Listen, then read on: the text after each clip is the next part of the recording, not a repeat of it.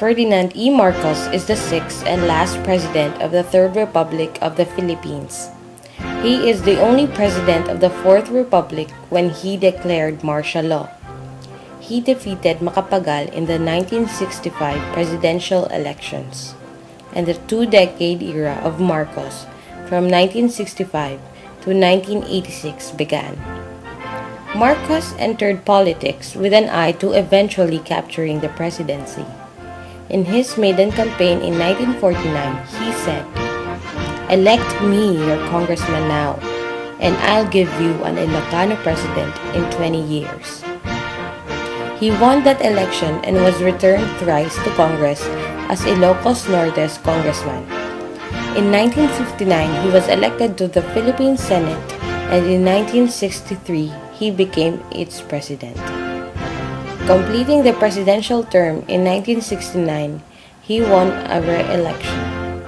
In 1972, he declared martial law. The rest, as the most infamous of Philippine presidents, is history. The country was under martial law again from 1972 to 1981 under the authoritarian rule of Ferdinand Marcos.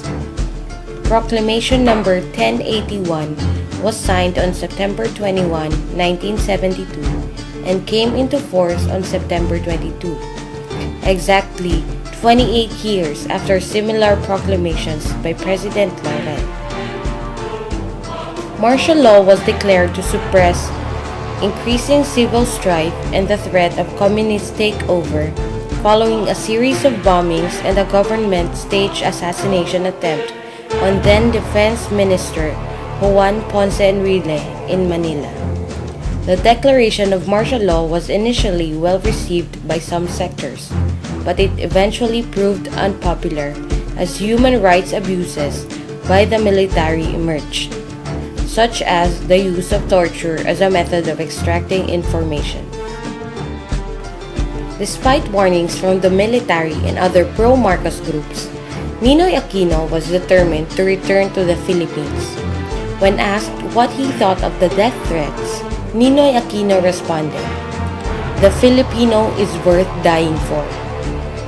On August 21, 1983, after a 3-year exile in the United States, as he disembarked from a commercial flight at the then Manila International Airport, Aquino was assassinated. A large crowd is fenced off. And there's this moment when the plane sits there, and no one's quite sure how the plane's going to be emptied, normally.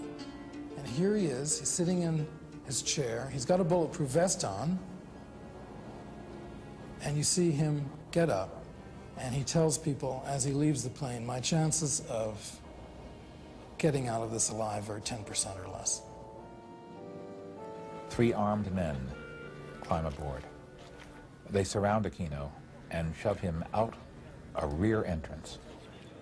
With the rear door closed and Aquino's entourage held back from any clear view of him going down the metal steps, Aquino was suddenly blasted from behind by a barrage of shots, including one that struck him squarely in the back of the head.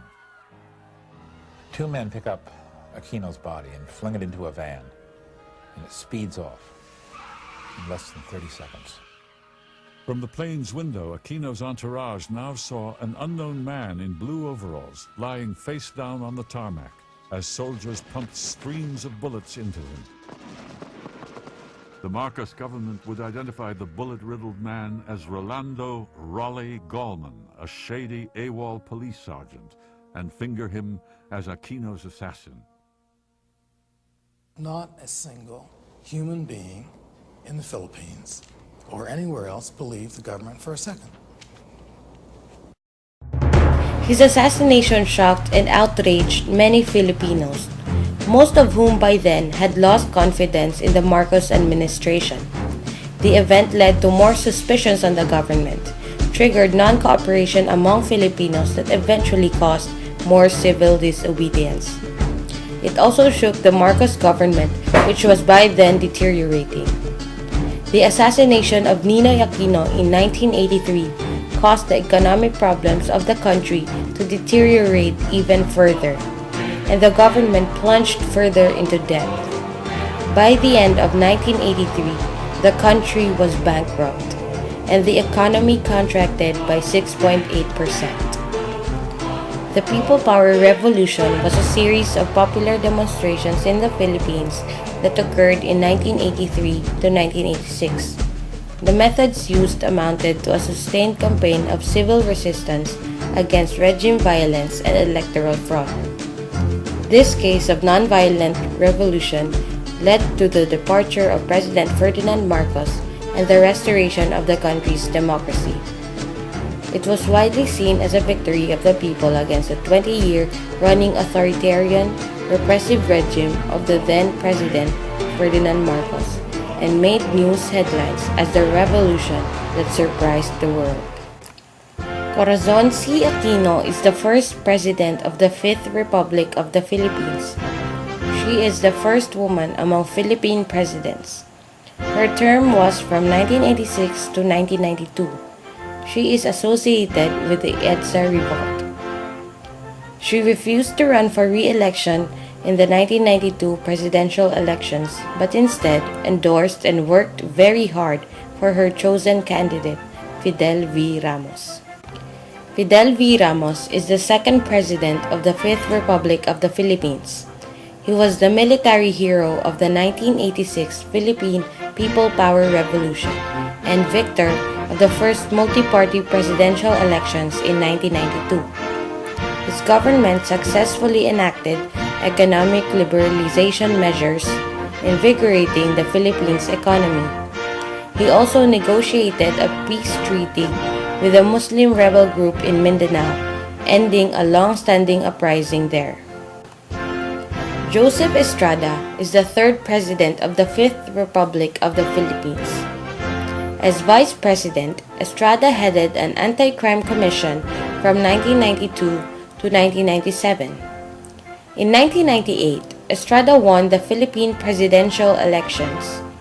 In October 2000, he became mired in a corruption scandal, and the House of Representatives impeached him in November. Estrada was forced from power on January 20. That day, the Supreme Court declared the presidency vacant, effectively ousting Estrada from office, and the Vice President, Gloria Macapagal Arroyo, was sworn in as president. Estrada criticized the legitimacy of Gloria Macapagal Arroyo's presidency. However, the Supreme Court affirmed it. She served the unfinished term of Estrada. In 2004, she ran for president and won against the popular actor Fernando Poe Jr. In November 2009, Macapagal Arroyo formally declared her intention to run for congresswoman in the 2nd District of Pampanga. Her term as president was finished on June 30, 2010. On May 10, 2010, Benigno Simeon Aquino III won the presidential elections. Some of the laws that he immediately signed were the banning of the use of siren or wangwang in the streets and the voiding of midnight appointments in government positions. He also established the Truth Commission to investigate graft and corruption and the abuses of the government of President Gloria Arroyo. Pinoy, as he is most commonly referred to, has 5 more years left in his term. Hopefully, he can live up to his promises. Lalabanan natin ang sino mang manggugulo sa ating kapayapaan at katahimikan. Ang laban natin ay laban ng bayan. Sa ngalan ng aking mga magulang at sa gabay ng Diyos, gagawin ko ang lahat ng aking makakaya na pagsilbihan ang mahal nating inang bayan bilang tunay na sagot sa kahirapan at tunay na daan sa kaunlaran. Ang inyong likod, Benigno Noynoy Aquino III, isang mamamayang Pilipino, nangangako sa Diyos at sa bayan, hindi ako magnanakaw.